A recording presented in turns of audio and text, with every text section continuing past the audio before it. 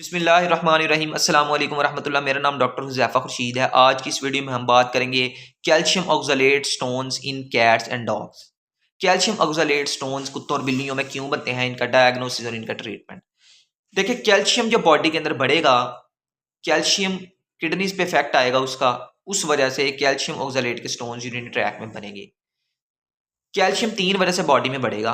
पहली वजह यह है कि आपका पेट, आपका डॉग या कैट कैल्शियम का इनटेक ज़्यादा कर रहा है, कैल्शियम खा ज़्यादा रहा है। कुछ फूड्स ऐसे हैं जो कि अपने केबल की, अपने दाने के साइज़ को मेंटेन करने के लिए, उसकी बाइंडिंग को मेंटेन करने के लिए, उसकी पैलेटेबिलिटी को बढ़ाने के लिए कैल्शियम का ज़्यादा यूज़ करते हैं।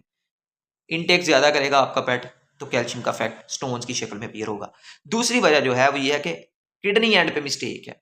किडनी जो है वो सही तरीके से प्रोसेस नहीं कर रही कैल्शियम को, उसकी जो है फिल्ट्रेशन में इशू आ रहा है, कैल्शियम लीक होकर किडनीज में जमा हो रही है। तीसरी वजह जो है वो ये है कि बॉडी के अंदर 2 ग्लैंड्स होते हैं जिनको हम कहते हैं थायराइड एंड पैराथायराइड ग्लैंड। ये दोनों का काम, ये आपस में एक दूसरे के उल्ट काम करते हैं, एंटागोनिस्टिक इफेक्ट है इनका। एक ब्लड में कैल्शियम को बढ़ाता है और एक बोन में बढ़ाता है। इस तरह से जहां पे ज्यादा हो कैल्शियम, अगर बोन में ज्यादा तो ब्लड में शिफ्ट कर दी जाती है, और अगर ब्लड में ज्यादा तो कैल्शियम बोन में चली जाती है। अगर इस मैकेनिज्म डिस्टर्ब हो गई, ये मैकेनिज्म में कोई डिस्टर्बेंस आई है और इस डिस्टर्बेंस की वजह से कैल्शियम ब्लड में बढ़ गई है, तो ऑब्वियसली ब्लड जब किडनीज के पास जाएगा तो किडनीज पे कैल्शियम का लोड ज्यादा आएगा। जब कैल्शियम का लोड ज्यादा आएगा, ऐसी कंडीशन में आपके पेट के अंदर भी किडनी स्टोन्स बन सकते हैं। डायग्नोसिस कैसे करेंगे कि कौन से स्टोन्स हैं? तो भाई अल्ट्रासाउंड में आपको पता तो चल जाएगा कि स्टोन्स हैं, लेकिन डायग्नोसिस के लिए 2-3 चीजें मैं आपको बताऊं। पहला टेस्ट आप करेंगे डिप स्टिक टेस्ट।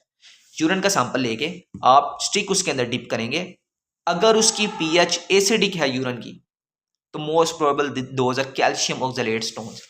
दूसरा आप ये कर सकते हैं कि यूरिन के सैंपल को सेंट्रीफ्यूज करेंगे, सेंट्रीफ्यूज मशीन में उसके डेब्रिस में से थोड़ा सा ड्रॉप लेके ब्लड का, यूरिन का, आप उसके अंदर डालेंगे माइक्रोस्कोप के स्लाइड के ऊपर, और माइक्रोस्कोप के अंदर आप देखेंगे कैल्शियम ऑक्सलेट स्टोन की एक स्पेसिफिक शेप होती है, आपको पता लगेगा कैल्शियम ऑक्सलेट के स्टोन्स हैं।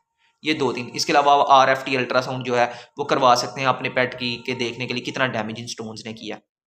ट्रीटमेंट की बात करें तो सबसे पहले तो जो मेजर सबसे बेसिक चीज़ वो ये है कि आपने अपने पेट को यूरिनरी डाइट पे शिफ्ट करना है। वो किसी भी वजह से यूरिन ऑब्स्ट्रक्शन हो, स्पेसिफिक डाइट्स आती हैं यूरिन की, यूरिनरी रिफ्लेक्स की, रॉयल कैन की, उनके ऊपर आप शिफ्ट करेंगे। दूसरी चीज़ जो है वो ये है कि आपने एमरजेंसी अगर कंडीशन बन गई, यूरिन ऑब्स्ट्रक्शन हो गया, तो आपने कैथेटर, यूरिनरी कैथेटर पास करेंगे, वो आपको वेट पास करेगा। इसके अलावा यूरिन की पीएच को मेंटेन किया रहता है जो 6.5 टू 7.5 के दरमियान में है। ये नॉर्मल पीएच है, उसके ऊपर उन प्रोडक्ट्स को यूज़ करके यूरिन को लाया जाता है, उसकी पीएच वहाँ पे लाई जाती है। और उसके अलावा जो है कुछ स्पेसिफिक प्रोडक्ट्स हैं, रीनल ऑफ के नाम से आती हैं, या रेनिक्योर ड्रॉप्स, कुछ सिस्टोन, यूरीवेट, कुछ इनमें से हर्बल प्रोडक्ट्स हैं।